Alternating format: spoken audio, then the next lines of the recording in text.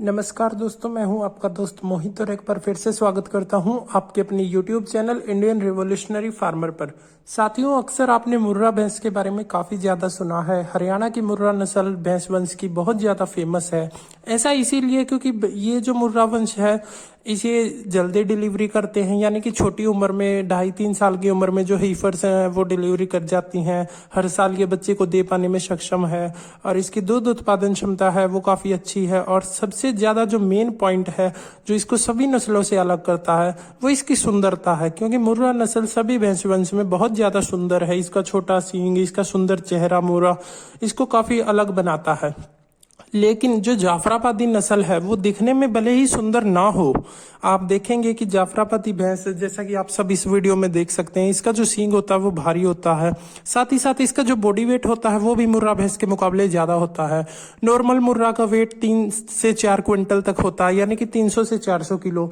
लेकिन नॉर्मल जाफराबादी भैंस का वजन 1 से 2 कुंटल इसमें ज्यादा होता है, यानी कि 5 से 6 कुंटल तक की आपको नॉर्मल जाफराबादी भैंस देखने को मिल जाएगी।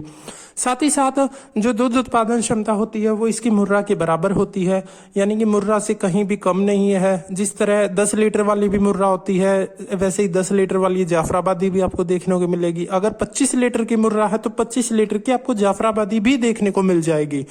साथ ही साथ जो जाफराबादी में और मुर्रा में जो फर्क है और जो प्लस पॉइंट है जाफराबादी का, वो यहाँ पर ये देखने को मिलता है कि जाफराबादी भैंस के जो दूध में जो वसा की मात्रा होती है, यानी कि फैट की मात्रा होती है, वो मुर्रा से ज्यादा होती है।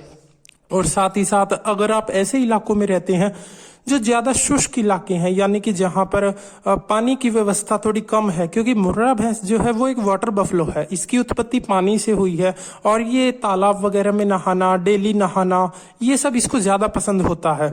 लेकिन जो जाफराबादी भैंस होती है वो अपने आप को, जैसे राजस्थान की जो कांकरेज नस्ल है, गिर नस्ल है, उस तरीके से जो है ये अपने आप को मैनेज कर लेती है। अगर आप राजस्थान गुजरात साइड से हैं या फिर जो आपके प्रदेश में सूखा इलाका लगता है, अगर आप वहां से हैं तो जाफराबादी भैंस की जो ब्रीड है वो आपके लिए परफेक्ट रहने वाली है। और खासकर अगर आपका दूध जो है वो डेली डेयरी में जाता है फैट के ऊपर, तो मैं आपको रिकमेंड करूंगा कि आपको सलाह दूंगा कि आप मुर्रा भैंस की बजाय जाफराबादी भैंस ले, या फिर एक ऐसी भैंस ले जो मुर्रा और जाफराबादी की क्रॉस ब्रीड हो, यानी कि मुर्रा माँ हो और जाफराबादी से उससे बच्चा लिया गया हो, या फिर जाफराबादी भैंस हो और मुर्रा का उसको सीमन लगवाया गया हो।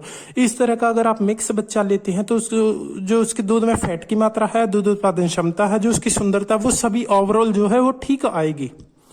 तो अक्सर हमारे किसान मित्रों का ये सवाल रहता है कि जाफराबादी भैंस कैसी होती है, हमें दिखाइए, मुर्रा भैंस में और जाफराबादी में क्या फर्क होता है। तो मैंने आपको इस छोटी सी वीडियो के माध्यम से समझाने का ये प्रयास किया है कि जाफराबादी में और मुर्रा में जो एक्चुअल, जो असली फर्क होता है वो क्या होता है।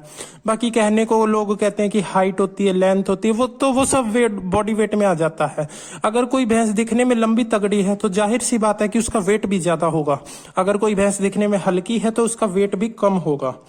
जाफराबादी में जो नेगेटिव पॉइंट हमें देखने को मिलता है वो ये देखने को मिलता है कि जाफराबादी भैंस जब स्टार्टिंग में बच्चे को जन्म देती है तो वो लगभग 3 से 4 साल के बीच में, कई बार तो वो 4 साल तक हीट में ही नहीं आती है, जो हीफर्स होती हैं। लेकिन मुर्रा जो हीफर होती है वो 2 साल की हीट में आ जाती है।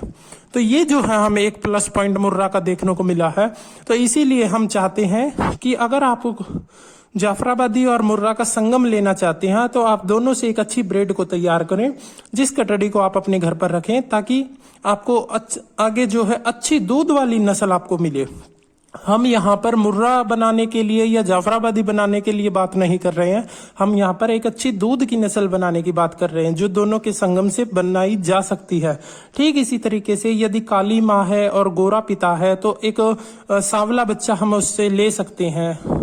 ठीक उसी तरीके से अगर आप एक भारी भैंस से और साथ में दूध वाले जीन्स की मदद से अगर बच्चा लेना चाहें तो आप एक अच्छा बच्चा भैंस का ले सकते हैं।